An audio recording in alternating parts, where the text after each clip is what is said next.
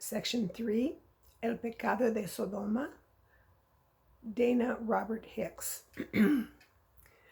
Buenos días, hermanos. Quiero saludarles y quiero compartir con ustedes un artículo, un capítulo escrito por el reverendo Dana Robert Hicks, quien es un nazareno de tercera generación. Él recibió una maestría de divinidad del Seminario Teológico Nazareno y también es un doctorado en ministerio del Seminario Teológico Asbury. Él es un autor de un libro que se llama The Knot o El Nudo. El artículo se titula El pecado de Sodoma y él comienza hablando de un viaje que se hizo con otros hermanos. Dice así: los 5 llegamos a Bujumbura, Burundi, durante una calurosa y pegajosa noche de julio. Solo uno de nosotros habíamos estado antes en este país en el este de África. Una breve mirada al sitio web del Departamento de los Estados Unidos sugirió que por nuestra seguridad sería mejor repensar nuestros planes. Estuvimos allí animados por el estímulo de un superintendente de distrito nazareno, a quien llamamos Luke. Lo llamamos Luke porque a los estadounidenses nos resulta demasiado difícil decir a recordar su nombre completo africano.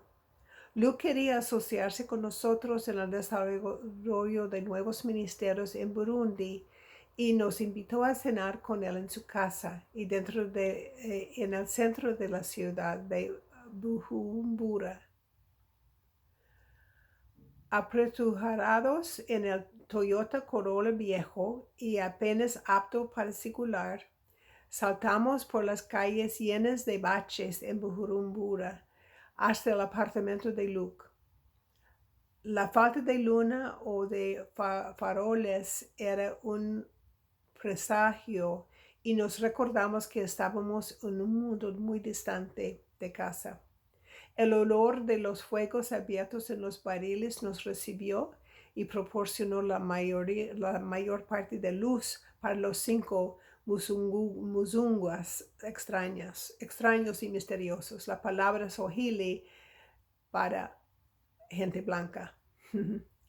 Uno de nosotros murmuró algo acerca de prestar atención a las sugerencias al Departamento del Estado mientras respiramos profundamente y nos dirigíamos hacia la humilde casa de Luke. Luke y su esposa nos proporcionaron una comida maravillosa de tilapia, arroz y frijoles que supusimos que le costó alrededor de 2 semanas de salario. Más tarde supimos que había prestado muebles de sus vecinos para asegurar que todos tuviéramos un lugar para sentarnos. Comimos y reímos y a pesar de estar al otro lado del mundo en un país misterioso y peligroso, nos sentimos seguros, bienvenidos y amados.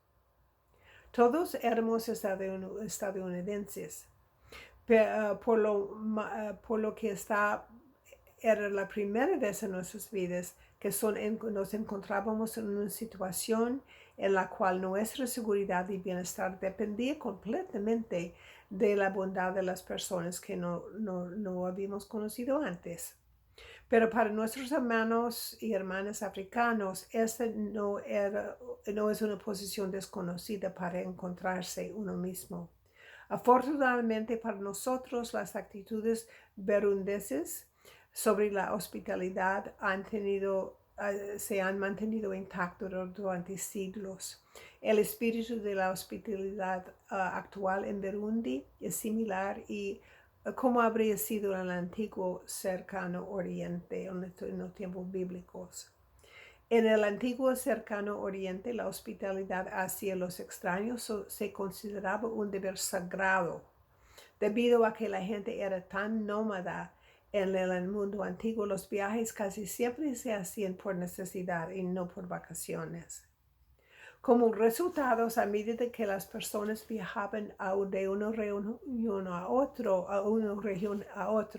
a menudo se encontraban en entornos hostiles y se encontraban en situaciones vulnerables y peligrosas. La hospitalidad era literalmente una cuestión de vida o muerte para muchas personas.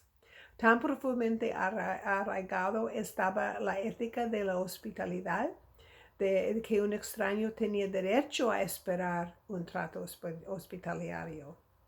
De hecho, un extraño no necesitaba agradecer a su anfitrión, porque el anfitrión solo estaba haciendo lo que estaba obligado a hacer. Ningún gasto o trabajo era demasiado grande para el viajero, que era un trato como el amo de la casa. Las escrituras hebreas reforzaron esta ética en parte a través de los mandatos que les dieron, como en Levítico 19:33 o en Deuteronomio 10:13, pero también a través del tema recurrente de recordar cómo era ser forastero en Egipto y Babilonia. Éxodo 22:21. Una y otra vez las escrituras hebreas advierten a grupos de personas por su falta de hospitalidad: los amonitas, los moabitas, los benjaminitas y sobre todo los sodomitas. Los sodomitas eran los peores. De alguna literatura extrabíblica sabemos que la antigua ciudad de Sodoma era famosa por su crueldad y la falta de voluntad para cuidar a los extraños, los vulnerables, los marginados y las personas que eran diferentes que ellos. A seguir los viajes del sobrino de Abraham, Lot, las escrituras hebreas brindan una historia de advertencia en Génesis 19. Dos extraños llegan a la ciudad de Sodoma y conocen a uno de los residentes más nuevos de la ciudad, Lot. Sin el conocimiento de todos, los dos extraños como son los ángeles de Dios. Como una persona de buen carácter, Lot muestra graciosa hospitalidad a los dos hombres y prepara un banquete. Pero a medida que se corre la voz de la presencia de los hombres, la gente se vuelve temerosa de los individuos que Lot estaba hospedando. Un turba rodea la casa de Lot y exigen que Dios les entregue a los hombres para que puedan yada. Génesis 19:5.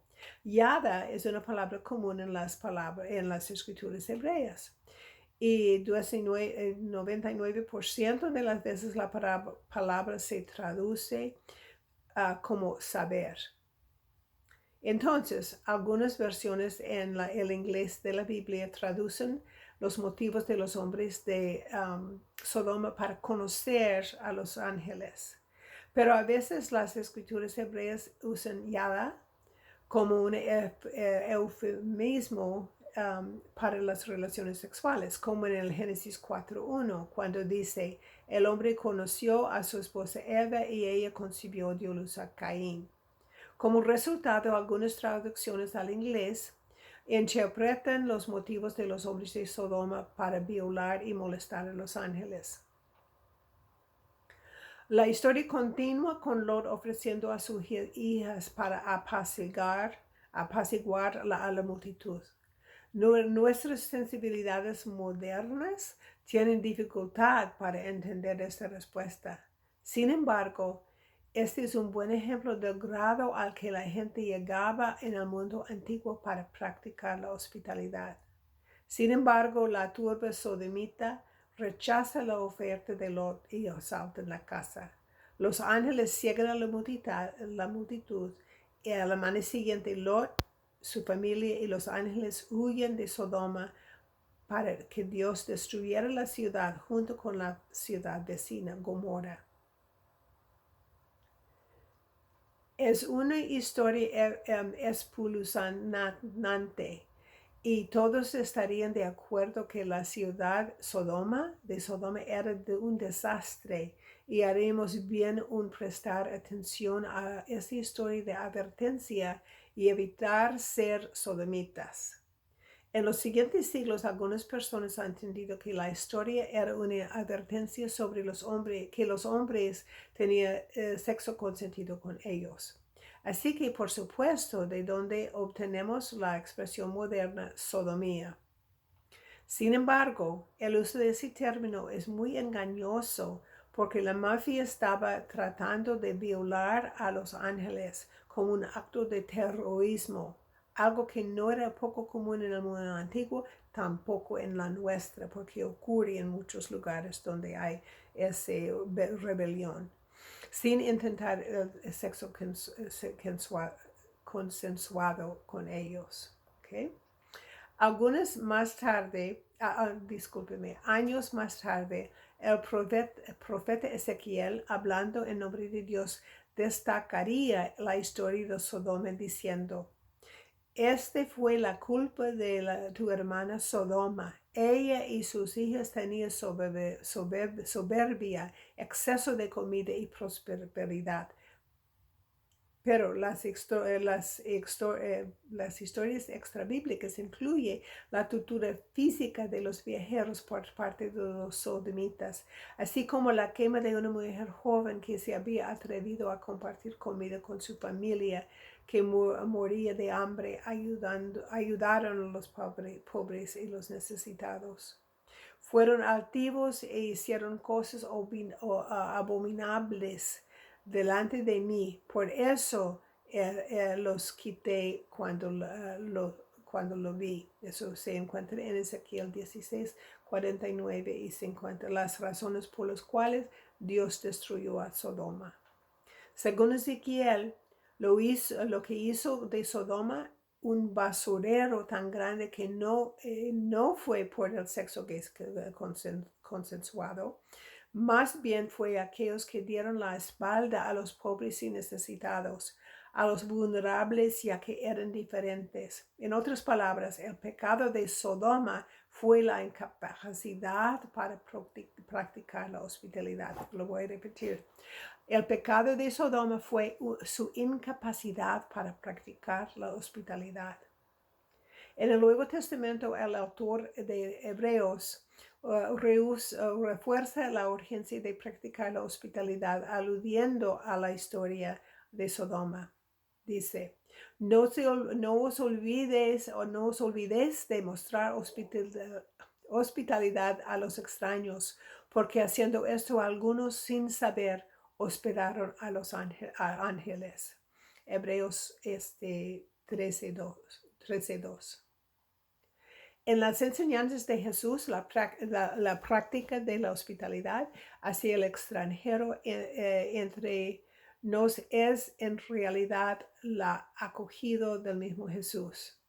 Mateo 25, 43.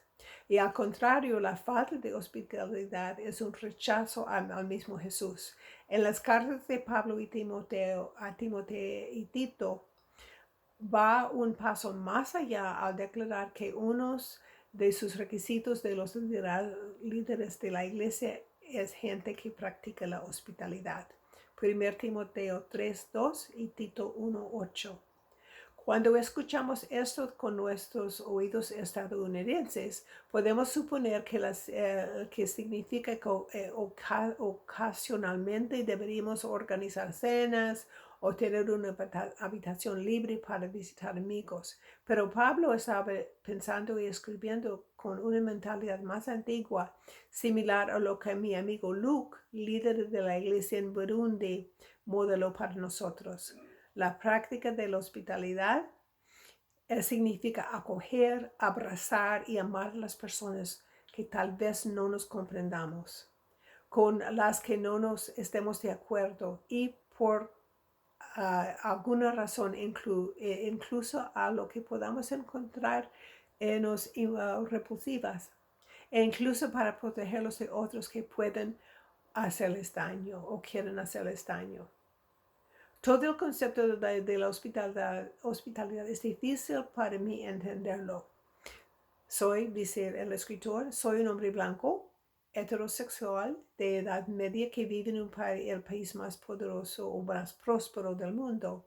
Como resultado, literalmente tuve que viajar 8.944 millas a Bujumbura, Burundi, para alejarme lo suficiente de mi elemento para ser considerado un musugu extraño y misterioso.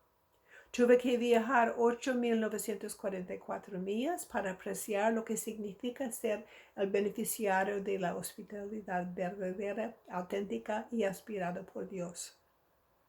Sentir la vulnerabilidad y experimentar el esfuerzo, el sacrificio y el amor de amigo Luke. El punto es este: llamar a nuestros hermanos y hermanas LGBTQ sodomitas es perder por completo el punto de esta antigua historia. Lo voy a repetir.